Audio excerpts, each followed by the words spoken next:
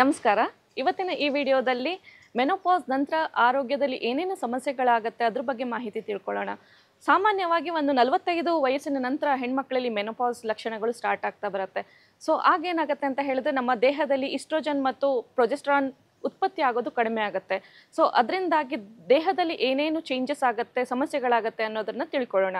ಮೊದಲನೆಯದಾಗಿ ರಾತ್ರಿ ತುಂಬ ಬೆವರುವಂತಹದ್ದು ಹಾಗೂ ನಿದ್ರೆ ಬರದೇ ಇರುವಂತಹದ್ದು, ನಂತರ ವೆಜೈನ ತುಂಬ ಡ್ರೈ ಆಗುವಂತಹದ್ದು, ನಂತರ UTI ಯುರಿನರಿ ಟ್ರಾಕ್ಟ್ ಇನ್ಫೆಕ್ಷನ್ ಅಂತ ಹೇಳ್ತಾರೆ, ಮೂತ್ರ ಸಂಬಂಧಿ ಸೋಂಕುಗಳು, ನಂತರ ಮೂಳೆಗಳು ತುಂಬ ದುರ್ಬಲವಾಗುವಂತಹದ್ದು, ಅದು ತುಂಬ ಮೇಜರ್ ಆಗಿರುತ್ತೆ. ನಾವು ಸ್ವಲ್ಪ ಬಿದ್ದರೂ ಸಹಿತ ಮೂಳೆಗಳು ಫ್ರ್ಯಾಕ್ಚರ್ ಆಗುವಂತಹದ್ದು, ನಂತರ ಹೃದಯ ಸಂಬಂಧಿ ಕಾಯಿಲೆಗಳು ಕೂಡ ಜಾಸ್ತಿ ಆಗುತ್ತೆ, ತೂಕ ಹೆಚ್ಚಾಗುವಂತಹದ್ದು, ನಂತರ ಚರ್ಮ ಒಣಗುವಂತಹದ್ದು, ಹಾಗೆ ಕೂದಲು ತುಂಬ ತೆಳ್ಳಗಾಗುವಂತಹದ್ದು, ನಂತರ ಕಾಮದಲ್ಲಿ ಆಸಕ್ತಿ ಇರದೇ ಇರುವಂತಹದ್ದು. ಸೊ ಇದಿಷ್ಟು ನಮ್ಮ ದೇಹದಲ್ಲಿ ಆಗುವಂತಹ ಬದಲಾವಣೆಗಳು. ಮಾನಸಿಕವಾಗೂ ಕೂಡ ನಮಗೆ ಅಷ್ಟೇ ಸಮಸ್ಯೆಗಳಾಗ್ತಾ ಬರುತ್ತೆ. ಏನಂತ ಹೇಳಿದ್ರೆ ಮಾನಸಿಕವಾಗಿ ಖಿನ್ನತೆ ಉಂಟಾಗುವಂತಹದ್ದು, ನಂತರ ತುಂಬ ನಾವು ಯೋಚನೆ ಮಾಡ್ತಾ ಇರ್ತೀವಿ ಯಾವುದೋ ವಿಷಯದ ಬಗ್ಗೆ, ಚಿಂತೆಗಳು ಜಾಸ್ತಿ ಮಾಡುವಂತಹದ್ದು, ನಂತರ ಮೆಮೊರಿ ಲಾಸ್ ಶುರುವಾಗೋದು ಆಫ್ಟರ್ 45 ಜಾಸ್ತಿ ಆಗುತ್ತೆ.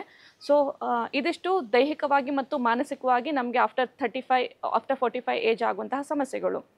ಸೊ ಇದೆಲ್ಲವನ್ನು ತಡೆಯೋದಕ್ಕೆ ಅಥವಾ ಅದನ್ನು ನಿರ್ವಹಣೆ ಮಾಡೋದು ಹೇಗೆ ಅಂತ ಹೇಳಿದ್ರೆ, ನಾವು ನಮ್ಮ ಮೂಳೆಗಳು ಸವದೆ ಇರೋ ಹಾಗೆ ತೊಳೆಯೋದಕ್ಕೆ ನಾವು ಕ್ಯಾಲ್ಸಿಯಂ ಯುಕ್ತ ಆಹಾರಗಳನ್ನು ಜಾಸ್ತಿ ತಿನ್ನಬೇಕಾಗತ್ತೆ. ಸೊ ವಿಟಮಿನ್ಗಳನ್ನು ಜಾಸ್ತಿ ತಿನ್ನಬೇಕಾಗತ್ತೆ. ಸೊ ಫಾರ್ ಎಕ್ಸಾಂಪಲ್ ಹಸಿರು ತರಕಾರಿಗಳು, ಹಣ್ಣುಗಳು, ರಾಗಿ, ಈ ಥರ ಆಹಾರಗಳನ್ನು ನಾವು ಜಾಸ್ತಿ ಸೇವನೆ ಮಾಡಬೇಕಾಗತ್ತೆ.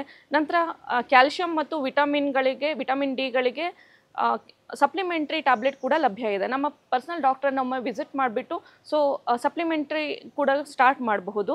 ಇದರಿಂದನೂ ಕೂಡ ನಾವು ದೈಹಿಕ ಆರೋಗ್ಯನ ಕಾಪಾಡ್ಕೊಳ್ಬೋದು. ಅದರ ಜೊತೆಗೆ ಮಾನಸಿಕ ಆರೋಗ್ಯ ಕೂಡ ತುಂಬ ಮುಖ್ಯ. ಸೊ ಅದನ್ನು ಕಾಪಾಡ್ಕೊಳ್ಳೋದಕ್ಕೆ ನಾವು ಯೋಗ ಮಾಡುವಂತಹದ್ದು, ಮೆಡಿಟೇಷನ್ ಮಾಡುವಂತಹದ್ದು, ಹಾಗೆ ಎಕ್ಸಸೈಸ್ ಮಾಡೋದ್ರಿಂದ ಸಹಿತ ನಮಗೆ ದೇಹದ ತೂಕವನ್ನು ನಾರ್ಮಲೈಸ್ ಮಾಡೋದಕ್ಕೆ ತುಂಬ ಹೆಲ್ಪ್ ಮಾಡುತ್ತೆ. ಸೊ ಹಾಗೆ ಈ ಸಮಯದಲ್ಲಿ ತುಂಬ ನಮಗೆ ಕಾಡುವಂತಹದ್ದು ಏನಂತ ಹೇಳಿದ್ರೆ ಅನಿಯಮಿತ ಯೂರಿನ್ ಪಾಸ್ ಆಗುವಂತಹದ್ದು, ನಮ್ಗೆ ಗೊತ್ತಿಲ್ಲದೆ ಆಗುವಂತಹದ್ದು.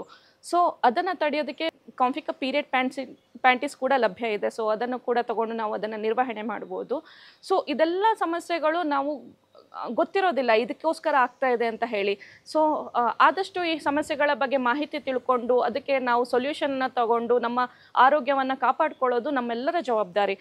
ಈ ಮಾಹಿತಿ ನಿಮಗಷ್ಟೇ ಅಲ್ಲದೆ ನಿಮ್ಮ ಸ್ನೇಹಿತೆಯರಿಗೆ, ಅಕ್ಕಂದಿರಿಗೆ, ಅಮ್ಮಂದಿರಿಗೆ, ಸೊ ಎಲ್ಲ ಮಹಿಳೆಯರಿಗೂ ಆದಷ್ಟು ಹಂಚ್ಕೊಳ್ಳಿ. ಹಾಗೆ ಅವರ ಆರೋಗ್ಯವನ್ನು ಕಾಪಾಡ್ಕೊಳ್ಳೋದ್ರಲ್ಲಿ ನೀವೊಂದು ಸಹಾಯ ಮಾಡಿ. Thank you.